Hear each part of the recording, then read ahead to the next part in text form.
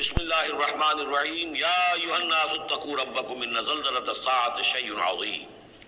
یہ فزع الاکبر جس سے کہ ختم ہو رہی ہے سورہ انبیاء، اسی کے تذکرے سے یہ شروع ہو رہی ہے سورہ حج۔ اے لوگو ڈرو اپنے رب سے، تقوی اختیار کرو اپنے رب کا، یقیناً قیامت کا زلزلہ بہت بڑی شے ہوگا۔ یوم ترونہا، جس دن کہ تم اس کو دیکھو گے، تذہل کل مرضعۃ عما ارضعت، بھول جائے گی ہر دودھ پلانے والی جسے وہ دودھ پلاتی تھی۔ یعنی واقعہ یہ ہے کہ حیوانات میں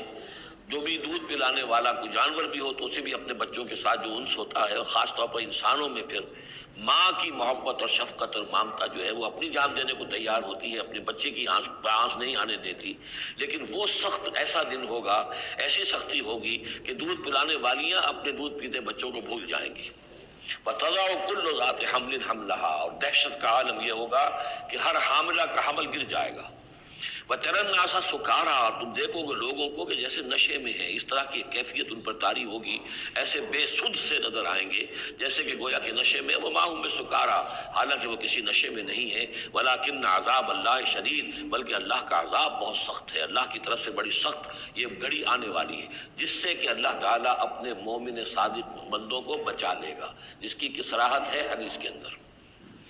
وَمِنَ النَّاسِ مَن يُجَادِلُ فِي اللَّهِ بِغَيْرِ عِلْمٍ، لوگوں میں سے ایسے بھی ہیں جو اللہ کے بارے میں جھگڑتے ہیں، اللہ کی آیات کے بارے میں جھگڑتے ہیں، قرآن مجید کے احکام کے بارے میں جھگڑتے ہیں، جبکہ حال یہ ہے بغیر علم، نہ ان کے پاس کوئی علم ہے۔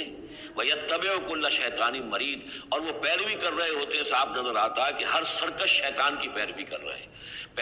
ان کے عمل کو دیکھو تو مغرب کی نقالی کر رہے ہیں، ان کی ہر ایک چیز کی جو ہے انہوں نے اپنی زندگی میں اختیار کی ہوئی ہے، پورا جو ہے مغربی ان کے اوپر تہذیب کا غلبہ ہے، ساری اقدار، لیکن باتیں بڑھائیں گے قرآن کی طرف سے اور حدیث کی طرف سے، اور انکار حدیث ہے اور فلاں یہ ہے، اور قرآن کا تو نتیجہ یہ نکلتا ہے، وہ نہیں نکلتا ہے، اور یہ اجتہاد کیا جانا چاہیے، اور قرآن مجید جو ہے یہ تو اب کتاب جو ہے بوسیدہ ہو گئی ہے۔ یہ باتیں بھی کہی گئی ہیں کہ کوئی ایسا بھی ہمارا جو نظام ہونا چاہیے اجتہاد کا جو قرآن مجید کو بھی اوور رول کر سکے۔ یہ باقاعدہ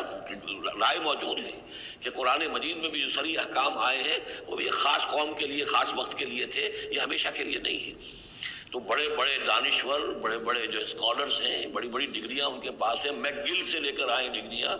ڈاکٹر فضل الرحمان صاحب آئے تھے تو میک گل سے ڈگری لے کر آئے تھے، جنہوں نے جو وحی کے بارے میں کہا تھا کہ یہ حضور کا بھی کلام کہا جا سکتا ہے، اس کو اللہ کا بھی کلام کہا جا سکتا ہے، باقی فرشتے کی کوئی حیثیت نہیں ہے۔ یہ ساری باتیں ڈاکٹر فضل الرحمان کہنے والے تھے۔ میک گل سے انہوں نے یہودیوں سے آ کر ڈگریاں حاصل کی تھی انہوں نے، اور انہوں نے جو بھی بہت سے اور دانشور بہت سے موجود ہیں اس وقت دنیا میں کہ جو ویسے سمجھے جاتے ہیں کہ بہت وہ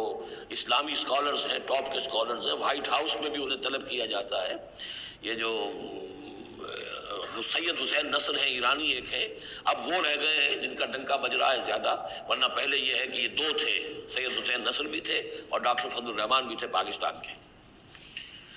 لیکن وَمِنَ النَّاسِ مَن يُجَادِلُ فِي اللَّهِ بِغَيْرِ عِلْمٍ وَيَتَّبِعُ كُلَّ شَيْطَانٍ مَرِيدٍ كُتِبَ عَلَيْهِ، اس شیطان کے بارے میں تو یہ بات لکھ دی گئی ہے، طے کر دی گئی ہے، أَنَّهُ مَن تَوَلَّاهُ، کہ جو کوئی بھی اس کی دوستی اختیار کرے گا، فَأَنَّهُ يُضِلُّهُ، تو وہ اسے گمراہ کر کے رہے گا، وَيَهْدِيهِ إِلَىٰ عَذَابِ السَّعِيرِ، اور پہنچا کر رہے گا اسے اس جلانے والے دوزخ کے عذاب میں۔ یا ایھا الناس، اے لوگو، ان کنتم فی ریب من البعث، اگر تمہیں کوئی شک ہے کہ کیسے دوبارہ زندہ ہو جائیں گے، کیسے اٹھا لے گا اللہ تعالیٰ، کوئی تمہیں اشکال پیدا ہوتا ہے تو لو ہم تمہیں ایک مثال سے سمجھاتے ہیں۔ فَإِنَّا خَلَقْنَاكُم مِّن تُرَابٍ، سوچو ہم نے تمہیں مٹی سے پیدا کیا، اس لیے کہ باپ کے بھی جسم میں اگر لطفہ بنا ہے، منی بنی ہے، کہاں سے بنی ہے؟ غذا کہاں سے آئی تھی اس کی؟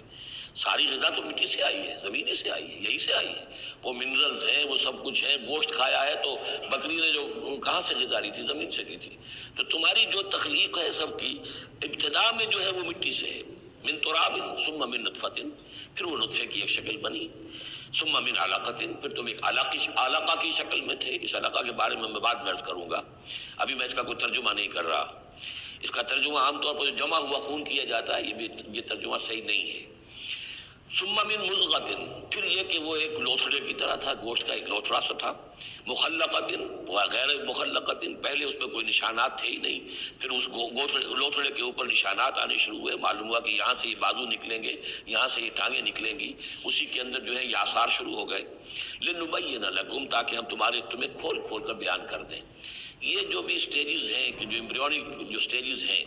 اس میں واقعہ یہ کہ اس کے بارے میں کیتھل مور کا میں قول آپ کو سنا چکا ہوں، جو تعارف قرآن کا میرا لیکچر تھا، کہ ان چیزوں کے بارے میں حیران اور ششدر ہیں جو اس وقت ایمبریولوجی کے سب سے بڑے ماہر ہیں، جن کی ٹیکسٹ بکس نے دنیا کے اندر سب سے زیادہ مستند مانی جاتی ہے، کہ ہم حیران ہیں کہ یہ ساری چیزیں قرآن مجید نے کیسے کہی ہیں، اور یہ بالکل ایگزیکٹ جو ہے تعبیر ہے ان سٹیجز کی کہ جو رحم مادر میں انسانی جنین جن سٹیجز سے گزرتا ہے اس کی اس سے زیادہ صحیح تعبیر ہو نہیں سکتی۔ وَنُقِرُّ فِي الْأَرْحَامِ مَا نَشَاءُ، یہی مضمون چونکہ دوبارہ پھر آئے گا سورہ مومنون کے پہلے رکوع میں، تو میں وہاں اس کے بارے میں تفصیل سے عرض کروں گا۔ اور ہم ٹھہرائے رکھتے ہیں رحموں میں جو ہم چاہتے ہیں، یعنی رحم کے اندر رحم مادر میں وہ حمل رہتا ہے، اب وہ حمل بیٹے کا ہوا ہے، بیٹی کا ہوا ہے، یا بیٹا یا بیٹی وہ ذہین ہے، فتین ہے، خوبصورت ہے، کیسی ہے، صحیح ہے، سالم ہے، وہ ہمارا فیصلہ ہے۔ نقر فی الارحام ما نشاء الی اجل مسمى، ہم ٹھہرائے رکھتے ہیں رحموں میں جو ہم چاہتے ہیں ایک وقت معین تک، ثم نخرجکم طفلا، پھر ہم تمہیں نکالتے ہیں اور تم چھوٹے سے بچے ہوتے ہو،